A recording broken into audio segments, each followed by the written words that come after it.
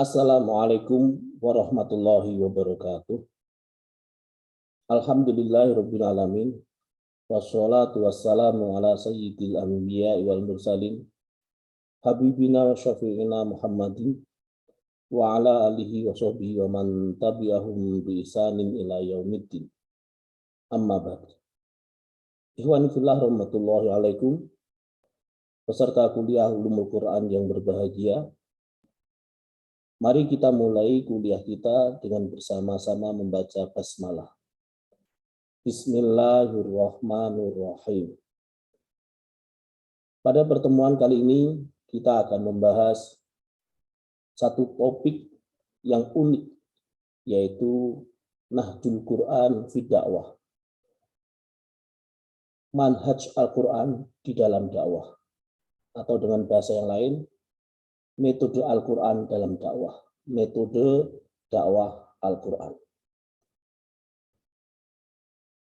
Al-Quran adalah kalamullah yang diturunkan kepada Nabi Muhammad SAW untuk melemahkan siapa saja yang mau menandinginya.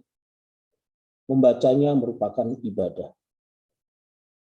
Al-Quran terdiri dari 114 surah, 6.200-an atau 6.600-an ayat. Surah adalah kumpulan ayat-ayat yang diperkenalkan dengan nama khusus dengan jumlah paling sedikit adalah 3 ayat.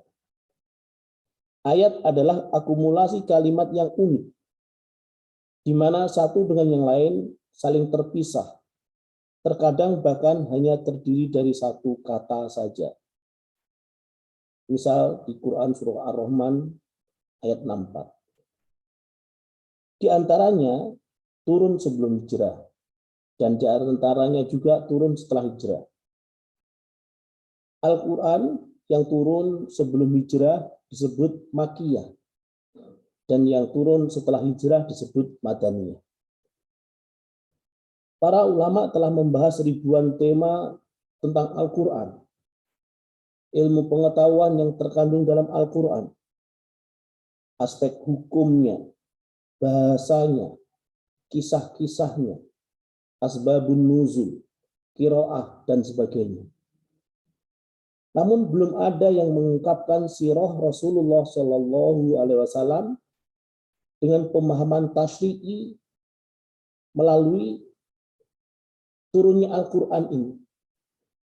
Jadi bukan sekedar pemahaman historis saja, padahal dengan pengetahuan turunnya Al-Quran,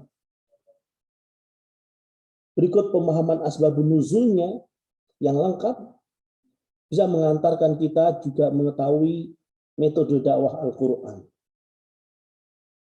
Ikhwani fillah rahmatullahi alaikum.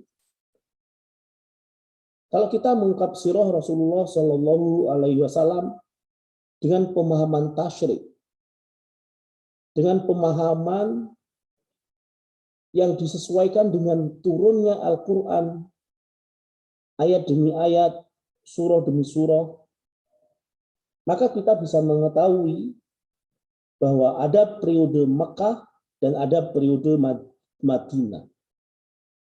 Terus kemudian kita terawang pada kondisi kita sekarang pada tahun 2021 masa ini. Kalau kemudian kita tarik garis lurus, garis horizontal, maka sesungguhnya kondisi kita sekarang ini hampir-hampir sama dengan kondisi dakwah Rasulullah SAW di Mekah dulu. Sama-sama ketika Al-Quran belum menjadi peraturan di tengah-tengah masyarakat. Sama-sama ketika daulah sekarang sedang tidak berpihak kepada Islam, bukan daulah Islam sebagaimana di Madinah.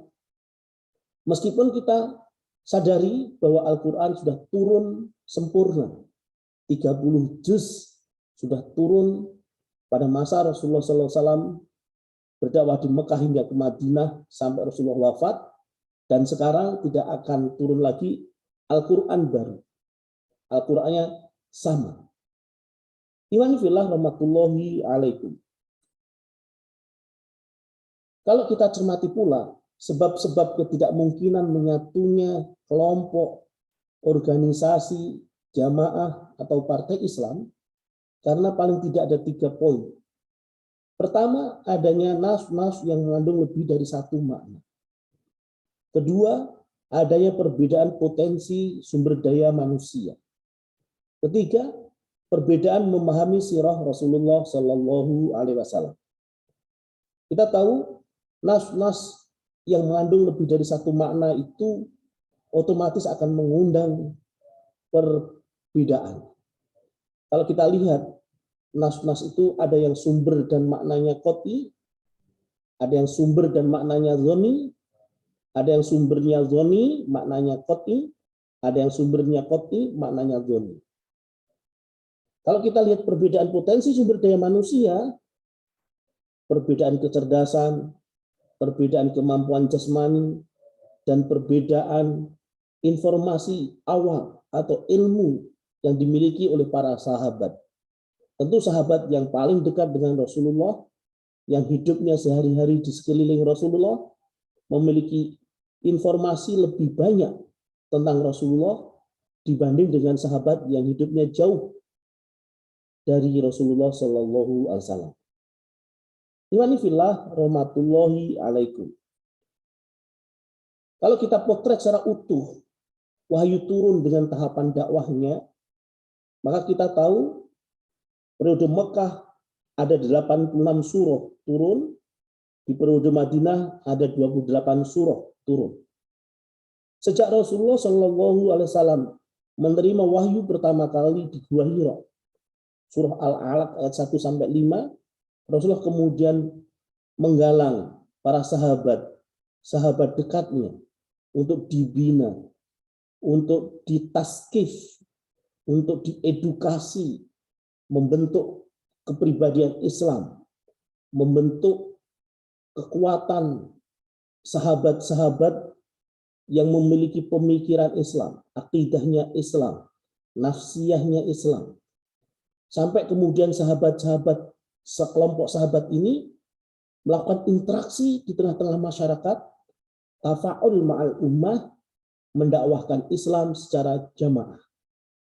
Sampai kemudian turun perintah hijrah agar Rasulullah dan para sahabat berpindah dari Mekah menuju Madinah, sampai kemudian di Madinah Rasulullah menegakkan daulah dan menerapkan seluruh aturan-aturan kehidupan dengan Islam melalui Al-Quran dan Al-Hadis. Imani fillah rahmatullahi alaikum. Kalau kita baca karakter pengemban dakwah berdasarkan periode turun dan materi ayat, pada saat taskif banyak membahas mengenai akidah, mengenai perang pemikiran, penanaman akidah kepada para sahabat. Misalnya Quran surah Az-Zumar, Az-Zukhruf, An-Najm, Al-Mulk, Al-Kafirun, dan yang lain sebagainya. Kemudian ketika tafa'ul terjadi pertarungan pemikiran antara al-haq dengan al-batil, serangan pada interaksi yang rusak, tradisi syirik, kecurangan dalam perekonomian, misalnya surah Al-Mutaffifin, At-Takwir, Al-Ma'un, Al-An'am, dan yang lain sebagainya. Kemudian iwani fillah rahmatullahi alaikum.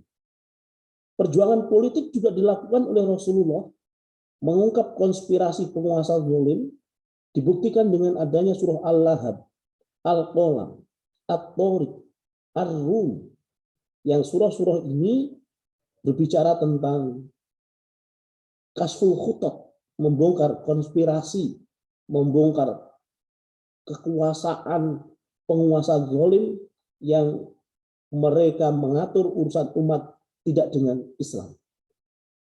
Imani fillah rahmatullahi alaikum. Kemudian Rasulullah juga memberikan ketenangan bagi para sahabatnya sebagai pengemban dakwah. Surah-surah misalnya Al-Ahqaf, Yasin, Al-Buruj, Al-A'la, Al-Ghasyiyah, ini menjadikan hiburan bagi para sahabat Rasulullah Shallallahu Alaihi Wasallam ketika mereka berdakwah di tengah-tengah umat menemukan rasa lelah, butuh hiburan. Demikian tadi yang bisa kita sampaikan. Terima kasih. Wallahu a'lam bishawab. Wassalamualaikum warahmatullahi wabarakatuh.